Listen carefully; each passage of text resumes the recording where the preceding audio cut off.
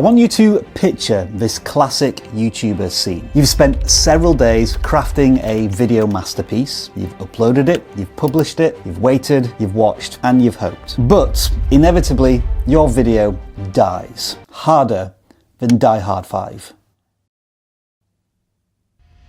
Excellent.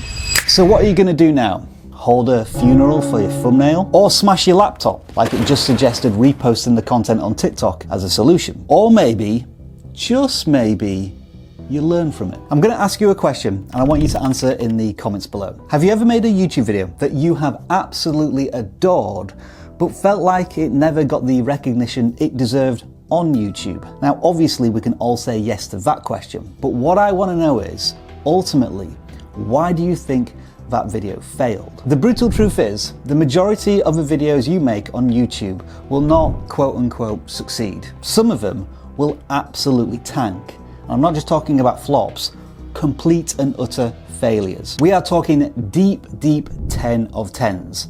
And that even happened to us last week. And this is not a glitch in the YouTube system. And that's the point. It's a bit like trying to get the perfect slice of toast every single time when you're not familiar with the toaster. Sometimes you just turn everything up to nuclear and call it content. So let's start with this. Plain and simple. You are not your video. I know, you may feel like you are, but you're not. And the way to realize this is through one simple step. Detachment. Now this does not mean that you delete the video and pretend it never happened, like that time you tried to sneak out a fart in a lift and then blamed it on your brother because it wasn't as silent as what you thought it was going to be. Instead, I'm simply talking about taking a break from this underperforming video, disconnecting from its very existence for at least a month. Yes, an entire month. I know that will feel like 7 YouTube years. But when you come back to that video, you'll barely remember anything about it. And that's perfect, because you'll no longer watch it as the creator, but as a viewer. And now that you've forgotten most of that video, I want you to watch it again, but feel it this time. Really, really feel it. Not like a poet or anything like that, but as a YouTube viewer who's got a really short attention span and itchy skip fingers. Come on, skip! Did you find yourself fidgeting, increasing the playback speed to 1.5, checking your messages halfway through the video? Yeah, I did that as well. And it's my bloody video. And that's your first clue. Your own video bored you once you'd emotionally detach yourself from it. And if it bored you, the chances are it bored at least 80% of your viewers faster than a horse tranquilizer. This is the point at which you go into full-on CSI mode. Content scene investigation. You see what I did there? Dive into your analytics and look at your average view duration graph. If that graph does look like a ski slope in the first 30 seconds, congratulations, you've just invented the slide of shame. Registered trademark. Now this is usually the lowest hanging fruit to pick off and work at first. And that's usually because even if people did click on your video, they're bailing faster than the time you swiped left 17 times on that person before giving them a chance and realizing it was a terrible mistake. I mean, they did mention they had a banana fetish on the profile, didn't they? And then it's worth taking another look at the packaging, the title and the thumbnail. Did you promise them your niche equivalent of the Avengers Endgame that turned out to be a PowerPoint presentation with 47 slides? Now, from this viewing exercise, you want to try and come away with 3 reasons why you think the video underperformed. For example, your hook had all the urgency of a snail. Your pacing was slower than a video differing on the internet in 1996.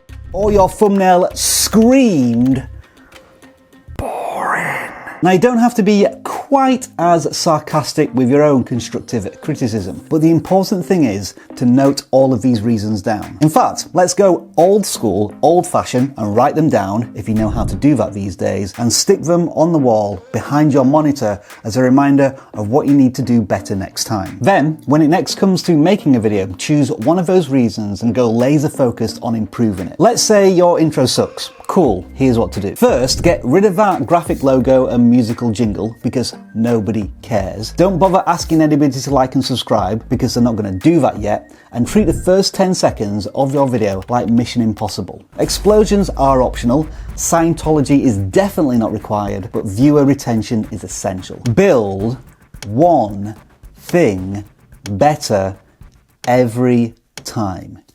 Yes, there was a period after every word then, and I do appreciate that was a bit annoying. Now, sometimes it has nothing to do with the video itself. A month later, when you rewatch the video, you still like it. Your dog loved it, and one guy in the comments said it changed their life, but still no views. Well, that, my friend, might be down to a packaging problem. A bad title or a bad thumbnail or both can really screw up a video because it's the first thing everyone sees. Imagine you're serving up a delicious, beautiful, succulent 8-star Michelin meal inside a McDonald's Happy Meal box. So if you are absolutely convinced that your video deserves a second chance and the data backs that up with good audience view duration, the viewer comments are positive and supportive, and the video is still relevant, then radically change up the packaging. Try a completely different title and a completely new thumbnail. Change the angle, try a new line of curiosity, present the video with a different emotion. Make people care enough to click. Look, let's be honest about this. At the end of the day, every bad video is just a prototype because YouTube is a sandbox or a dumpster fire. Depends what type of day you're having. Failure isn't just an option, it's a strategy. And we've probably failed more than 1,000 times on this very channel. Because the real truth is, if you're not failing, you're probably not uploading. And if you're not uploading, why are you watching this video? Now, if you did find this helpful, don't bother subscribing. I don't care.